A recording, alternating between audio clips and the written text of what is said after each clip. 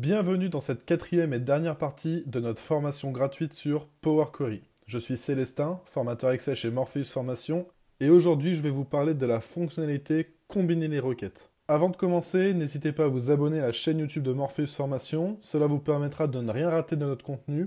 Nous publions très régulièrement des vidéos qui traitent plein de sujets du quotidien sur Excel. Alors abonnez-vous et likez cette vidéo pour nous témoigner de votre soutien. Aujourd'hui, on va parler de combiner les requêtes dans Power Query. En réalité, on retrouve deux choses. Premièrement, ajouter et deuxièmement, fusionner. Vous allez me dire quelle est la différence. Alors, pour ajouter les données, ça va plutôt concerner les lignes. On va venir ajouter des données les unes en dessous des autres. Donc ça, c'est très utile si vous avez des données qui sont similaires, réparties dans plusieurs tables, et que vous souhaitez les réunir en une seule. Fusionner, quant à lui, ça va concerner les colonnes. On va venir ajouter des colonnes dans notre table, en venant les chercher dans d'autres sources qui sont nos requêtes. Ça va être exactement le même principe qu'un recherche V ou un recherche X, qui sont des formules dans Excel. Donc si vous connaissez, ça va être exactement le même principe. Et donc il va nous falloir une clé unique pour récupérer nos données. Tout ça, on va le voir juste après avec les exemples. Et donc cette fonctionnalité-là, elle va être très utile pour venir assembler des informations qui sont réparties sur plusieurs sources de données, ou alors tout simplement pour venir enrichir vos données qui sont déjà existantes. Sans plus attendre, je vais vous présenter des exemples très concrets, très simples, juste avant de passer à la pratique. Ça va permettre de vraiment schématiser le fonctionnement.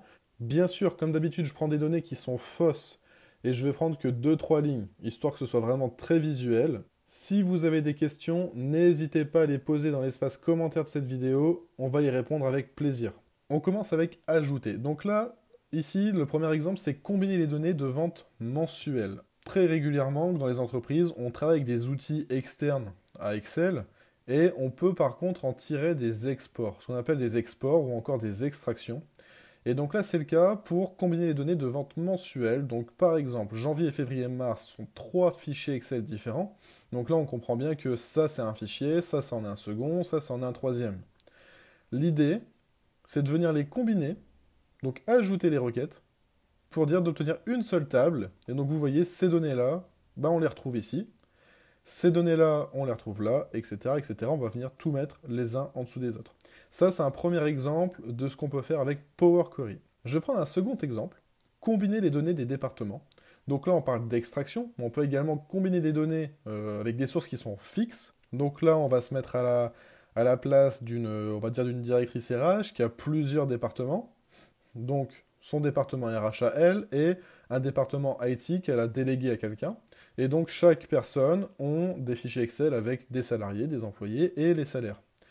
Ce que veut faire notre directrice RH, c'est de tout combiner pour avoir un seul fichier avec tous les salaires. C'est choses qu'on peut faire. Donc là, on va venir prendre nos deux tables, les combiner et obtenir une seule table comme ceci.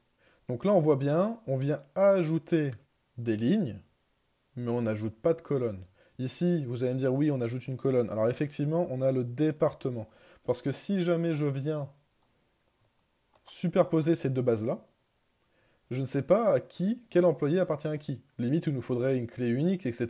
Là, vous comprenez bien, ce sont des données d'exemple. On ne va pas venir s'embrouiller avec tout ça. Logiquement, les bases de données sont faites en sorte qu'on ait toutes ces infos-là.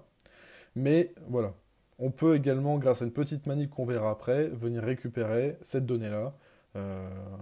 Voilà, on créera une colonne, en fait, on va voir ça juste après. Là, c'est la même chose. Là, on a... Alors, c'est pas produit, excusez-moi, ici, du coup, ça va être le mois.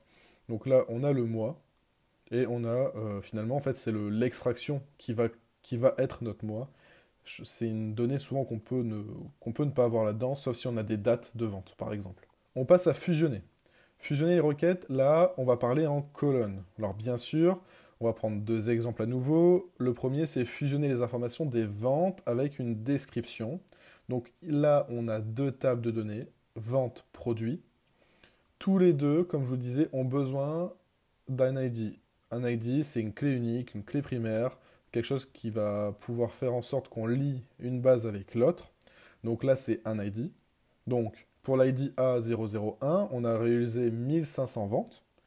Et nous, ce qu'on aimerait voir, c'est quelle est sa description. La description, pardon, ça va être, pour le A001, ça va être fruit. Donc là, on peut estimer que c'est une catégorie si jamais on vend des choses dans des supermarchés ou autres. On part alors de notre table qui est là, ou de celle-ci, bien sûr. Et on va venir récupérer des infos. Donc là, en l'occurrence, on est parti de celle-ci et on est venu chercher l'information de la description qu'on est venu mettre juste là. Alors pourquoi on fait ça? Si en fait, là, on est plutôt sur un type de base de données qui va être variable. C'est-à-dire que le nombre de ventes va toujours être sur une donnée variable pour un ID en particulier. C'est-à-dire que l'ID A001, il est possible de faire 1500 ventes à une date donnée, mais il sera également possible de faire X ventes à une autre date donnée, etc. etc. Donc là, c'est une base de données variable, et ça, c'est une base de données qui va être fixe. C'est-à-dire que A001, quoi qu'il arrive, ça restera un, comment dire, un produit qui est dans la catégorie fruits. Si on doit changer, on doit ajouter des références, alors ça ira en dessous, ce sera d'autres références avec une autre description. Et très souvent, ça fonctionne comme ça dans les entreprises, on va venir supprimer la référence si elle n'existe plus. Et du coup, cet ID-là ne sera plus utilisé, mais sera gardé quand même dans un historique afin d'archiver les données et de garder, comme je l'ai dit, un historique. En tout cas, ça, il faut bien comprendre que c'est des données qu'on peut facilement avoir et qui sont... en fait, là, tout ce qu'on peut avoir, là, il peut y avoir beaucoup de colonnes. C'est-à-dire qu'on a la description d'un fruit et légume. Mais si je prends le cas d'élève, la base de données variable, ça va être les notes. C'est-à-dire qu'on peut avoir plusieurs notes dans l'année sur plusieurs matières et à différentes dates, bien sûr.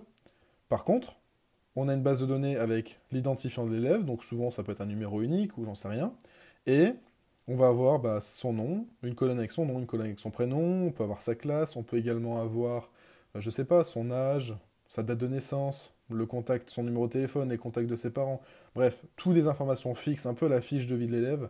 Là, ça va être la fiche de vie du produit, et ensuite on aura d'autres tables. Et en fait, on va pas venir les répéter ici par des soucis d'optimisation de données, hein, de place, de mémoire. Donc du coup, on en fait souvent deux tables différentes. Et grâce à des fonctions comme celle-ci où on peut fusionner nos données, on peut venir les récupérer facilement dès qu'on en a besoin pour faire nos analyses. Je passe à l'exemple 2. Là, c'est fusionner des données d'employés avec leur département. Ça marche de la même manière. L'ID unique, employé 001, qui est Jean. Il travaille dans le département RH, qui est contenu dans une autre base. Nous, ce qu'on veut, c'est récupérer ça et récupérer le département en question.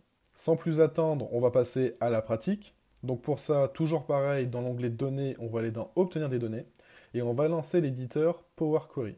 Bien sûr, ici, j'ai préparé au préalable toutes mes bases, toutes mes requêtes.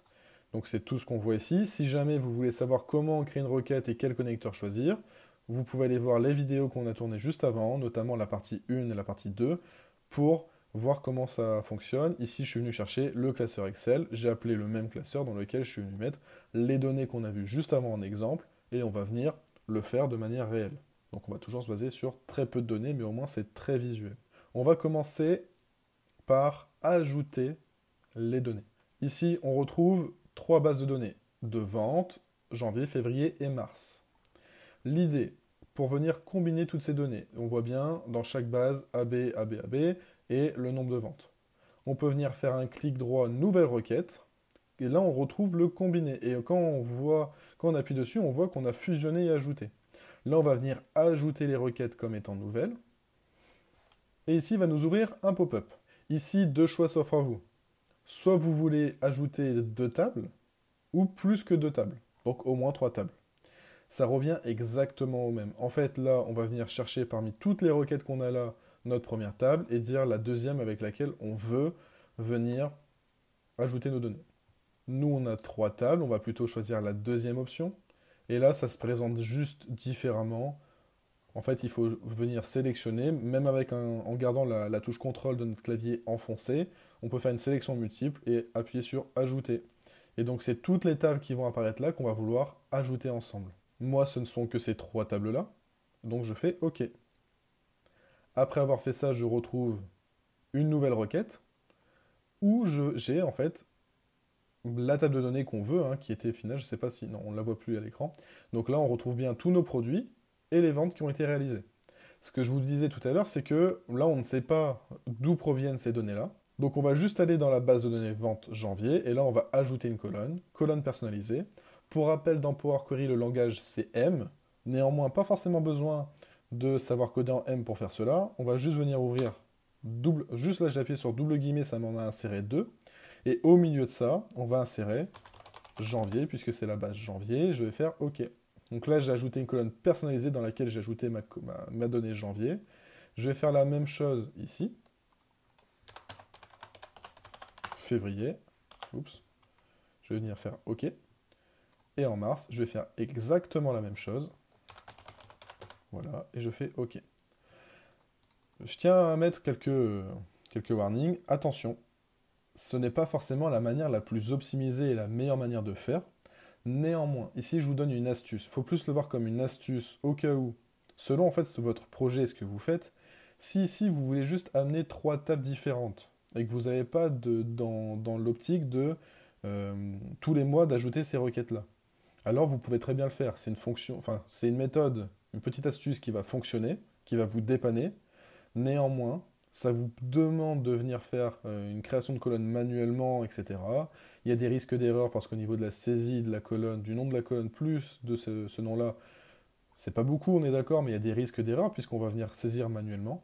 Donc l'idée là, il faut plus le voir comme une astuce, mais ce n'est pas quelque chose à reproduire dans tous les cas de figure. Bien sûr, adaptez-vous à votre besoin, à votre rapport que vous développez. Là, je pars du principe, pour rappel, que on a 3 tables, c'est quelque chose d'efficace, on est dans Excel, on vient prendre nos 3 tables, on les ajoute les unes en dessous des autres, au lieu de le faire manuellement dans Excel. Et du coup, si on veut les différencier, on ajoute très rapidement ça. Vous voyez, ça m'a pris même pas 30 secondes, mais c'est du ponctuel. Ajouter un, c'est mis à jour tout seul. La colonne personnalisée est arrivée. Par contre,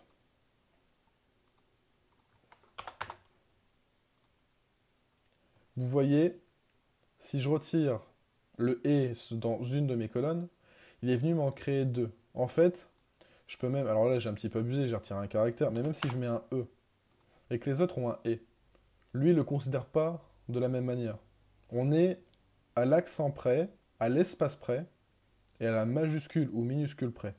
Autrement dit, il vous faut exactement le même nom de colonne pour que Power Query puisse vous mettre vos données les unes en dessous des autres. Sinon, il viendra vous créer une nouvelle colonne. Et bien sûr, pour les autres requêtes, il vous mettra nul, puisqu'il ne trouve pas de données.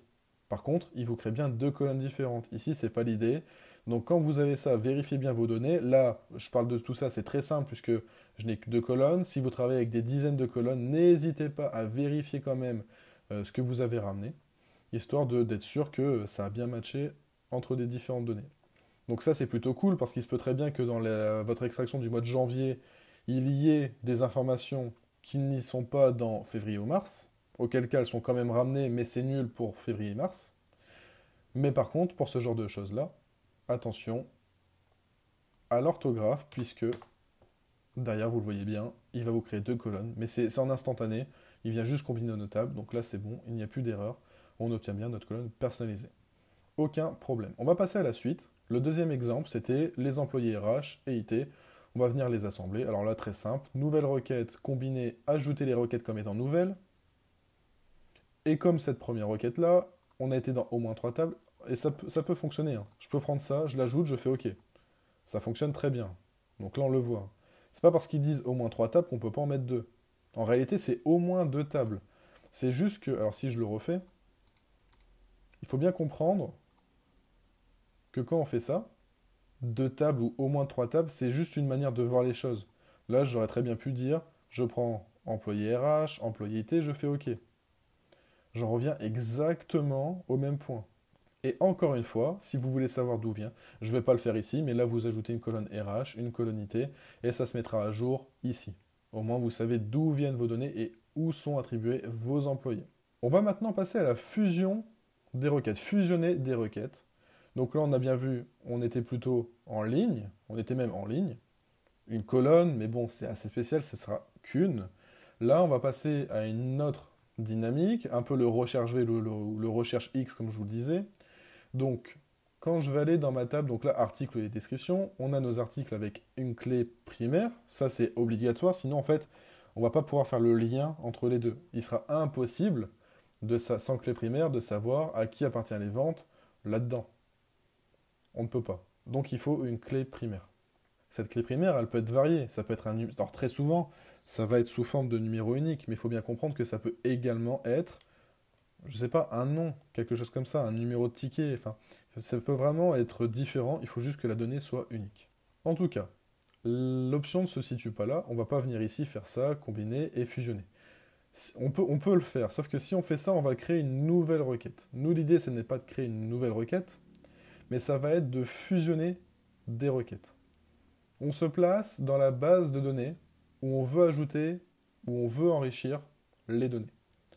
Donc là, en l'occurrence, on va se baser sur BDD article vente et on va appuyer sur fusionner des requêtes qui se trouve dans l'onglet accueil. Fusionner des requêtes. Et donc là, voilà, il nous dit fusionner, sélectionner une table et les colonnes correspondantes pour créer une table fusionnée. Là, on retrouve bien ce qu'on a à l'écran juste ici, il nous le remet là. C'est un choix fixe, on ne peut pas le bouger puisqu'on s'est basé là-dessus pour le faire. On a ici une liste déroulante où on retrouve toutes nos requêtes qui sont là. Et on va venir choisir la base de données, la requête dans laquelle on va venir chercher nos informations. En l'occurrence, on doit venir chercher article description. Donc BDD article description, je la sélectionne. On a un visu dessus. Et à ce moment-là, il faut qu'on vienne sélectionner dans nos deux tables la colonne. Vous voyez, là, ça est venu se mettre en vert. Là, il y a bien une sélection qui a été faite. Il faut venir sélectionner dans les deux tables les deux colonnes qui vont faire lien. En fait, les deux clés primaires. Là, on voit que OK, il n'est pas sélectionnable. Par contre, dès lors que j'aurai sélectionné deux colonnes, alors on peut. Le type de jointure, il y en a plusieurs. On ne va pas s'embrouiller l'esprit avec ça. Vous laissez externe gauche, ça répondra quasiment toujours à votre besoin. Le reste, c'est vraiment des cas un peu plus spécifiques. Là, l'idée, c'est vraiment de voir le basique. On va laisser externe gauche et on va faire OK. À partir de ce moment-là, il est venu nous ajouter une colonne. Mais vous voyez, en fait, là, on peut se dire, mais c'est un peu bizarre, pourquoi il y a marqué table? En fait, quand vous avez des données comme ça, je ne sais pas si ça se voit bien à l'écran, mais c'est des données qui sont un peu verdâtres. Comparé ici où c'est noir, hein, noir grisâtre, là c'est un peu plus vert, et on voit que c'est cliquable. Quand j'appuie sur un des champs qui sont là, on voit bien que on a un visu là sur nos données. Donc 1007, c'est ce que j'ai là. Par contre, quand j'appuie sur table, une donnée un peu en vert, on voit qu'on a ici en réalité une table, une base de données. Et ça, accompagné de ces colonnes-là, on a toujours un petit bouton à droite de la colonne, mais différent de celui-ci qui bien sûr est celui qu'on connaît un peu dans Excel pour venir filtrer notre colonne. Là, c'est vraiment pas un bouton pour filtrer, mais plutôt un bouton pour, alors soit développer, bon là c'est le cas, mais on peut également avoir ce bouton-là pour combiner, enfin ça dépend vraiment des cas dans lesquels on se situe dans Power Query. Là ici, c'est un bouton pour développer. On peut également agréger par nombre ou par somme, selon notre besoin. Nous, on va voir aujourd'hui développer, tout simplement. Ou là, pour développer, on va venir sélectionner les colonnes qu'on veut récupérer, mais en fait, qui sont les colonnes qui sont de l'autre côté, dans notre table, description. Et on va venir dire OK. Donc là, je vais faire OK. Et on voit bien qu'il nous a développé notre table et on est venu récupérer nos deux colonnes et l'ID et la description. Bien sûr, il nous met le nom de la table, point le nom de la colonne, c'est un petit peu réverbatif, c'est pas très beau. On fait clic droit, renommer, voilà, au moins vous êtes tranquille. À partir d'ici, vous allez me dire, mais pourquoi on ramène l'ID? On l'a déjà là. C'est une très bonne remarque si vous l'avez faite.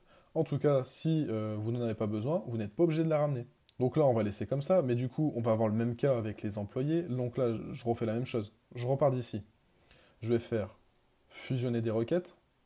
Je vais venir chercher BDD employé département. Je sélectionne mon ID unique et je fais OK. Je ne touche pas à ma jointure, je fais OK. Je récupère à nouveau ma table, je la développe, donc ça c'est le même schéma, et là on peut voir qu'on peut décocher ce qu'on veut pas finalement. Donc là je décoche ID, je ne garde que département. Bien sûr, si vous avez d'autres colonnes dans employé département, en tout cas dans la table où vous allez chercher les données, vous allez par exemple tous les avoir ici. Il suffit de les cocher ou les décocher. Donc là, j'ai décoché ID, je garde uniquement mon département, je fais OK. Et là, je récupère une seule base, enfin une seule colonne, pardon, celle du département. Et c'est uniquement celle qui nous intéresse, puisqu'effectivement, on ne va pas venir répéter la colonne ID. Après, tout simplement, c'est pour dire de faire propre au niveau de ce qu'on fait et de ne pas se rajouter des étapes appliquées. Mais on peut très bien, quand on a ça, on la prend et on supprime la colonne. Et on n'en parle plus. La seule différence, c'est qu'on est venu nous créer une étape en plus là. Ça fait un petit peu moins propre. C'est du détail, mais à vous de voir comment vous vous arrangez. Mais il n'y a pas une seule bonne manière de faire. Soit on supprime la colonne, soit on ne la ramène pas. C'est comme vous voulez. Et une fois que c'est ça, vous avez terminé. Vous pouvez venir fermer et charger vos données. Et tout va se mettre dans votre fichier. Ici, c'était comment dire, tout était masqué. Donc voilà, c'est venu tout réouvrir, en tout cas les trois requêtes que j'ai faites actuellement avec vous. Cette formation touche désormais à sa fin. Si vous l'avez aimé, n'hésitez pas à témoigner votre soutien en likant cette vidéo et en vous abonnant à la chaîne YouTube de Morpheus Formation. Si vous souhaitez aller plus loin et vous faire former par un de nos experts Excel, alors vous trouverez tous les liens utiles vers notre site internet dans la description de cette vidéo. Bien sûr, je le répète encore une fois, si vous avez des questions, vous avez l'espace commentaire qui est fait pour ça, on y répondra avec grand plaisir. Et n'hésitez pas à nous contacter. Et moi je vous dis à bientôt.